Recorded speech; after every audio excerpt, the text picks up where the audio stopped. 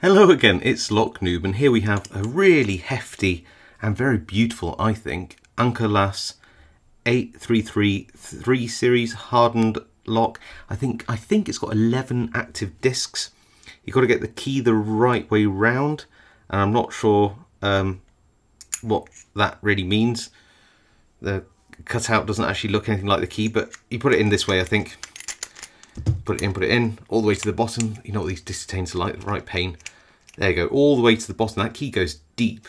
Look at that, it goes really deep. 11 discs, and opens up with the full shackle release as well. So yeah, it's it really is quite a beast, I have to say. So yeah, I think what we'll do is that we will stick this in the vise and have a go at picking this. And then if we can pick it, we should be able to gut it. If we gut it, we should be able to see what's on the inside, and then I'll probably cry having to try and put it back together because it's just going to be a real pain. But yeah, beautiful lock. Thank you to my friend Yukov for lending it to me. Okay, so we are in the vise, and I've got my disc detainer pick. I need to just make sure that the tip is aligned properly, and I pop that in, inject to the back, and then turn this tip like that. Then we need to find that first disc. So I'm using like very light tension. You probably can't appreciate how light this is, but the first disc right at the back, or disc 11, is just an absolute pig to get onto. I don't know why. I'm sliding off it all the time. Come on.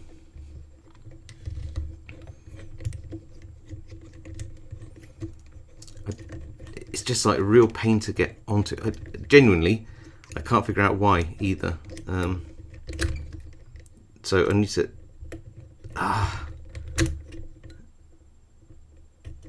There, got it. And set. Then we go back to the next disc like this, and then hopefully you can see what I'm doing. Maybe I'll turn it slightly for you, but that'd be better. Now it does tend to bind back to front, so I'm on disc, that's 11. This is 10 now. See, it's binding, but it won't move, so you just gently move the tension back. And if it's only a small movement, it's not set. Small movement, big movement, that's set. Next disc, which is here, and again, it's got these false gates in. You want to test it until you get that lovely big movement there, which shows you're probably in the true gate. Next disc should bind, and again, got a really nice movement on that disc there, like that, so I'm going to leave it.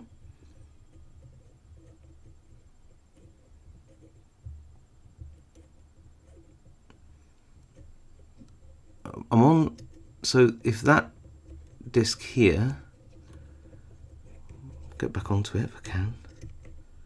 Yeah, that disc there is set there, then I need to get onto the next disc, which is here. And it doesn't feel like it's binding yet, so I'm going to leave that.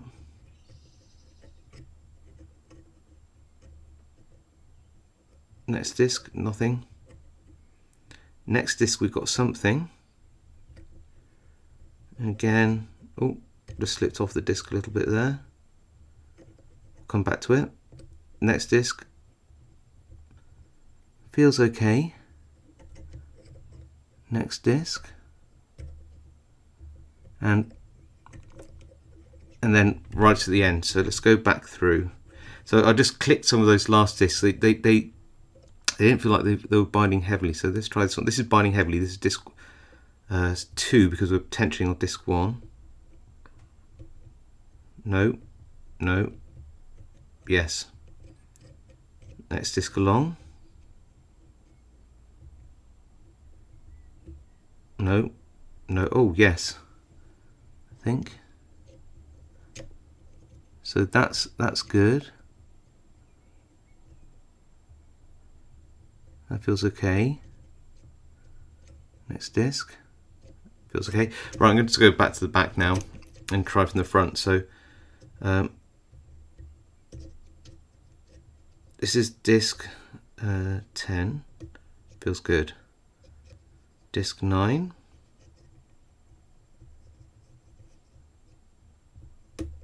feels good. Disc 8, feels good. Binding now, disc 7, is it? Oh, come on.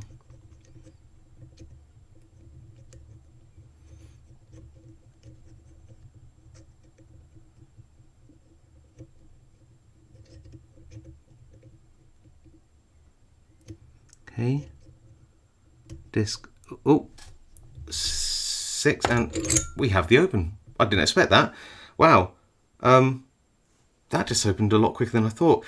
I was just going back through trying to find that that true gate.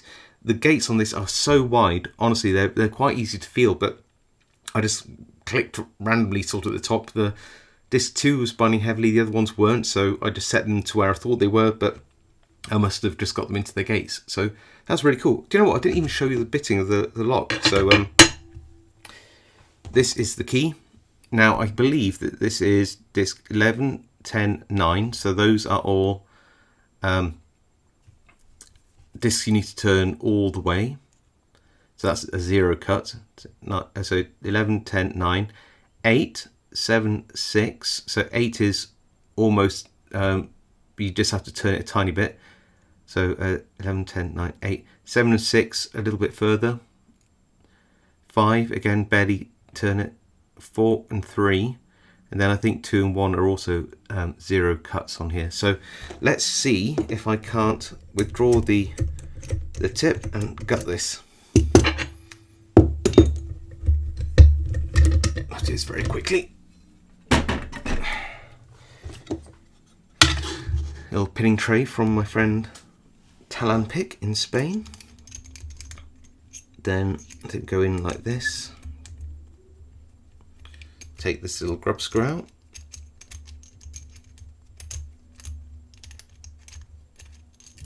Oh, there we go. Put that there. And then we can just drop this out carefully without dropping any of the discs.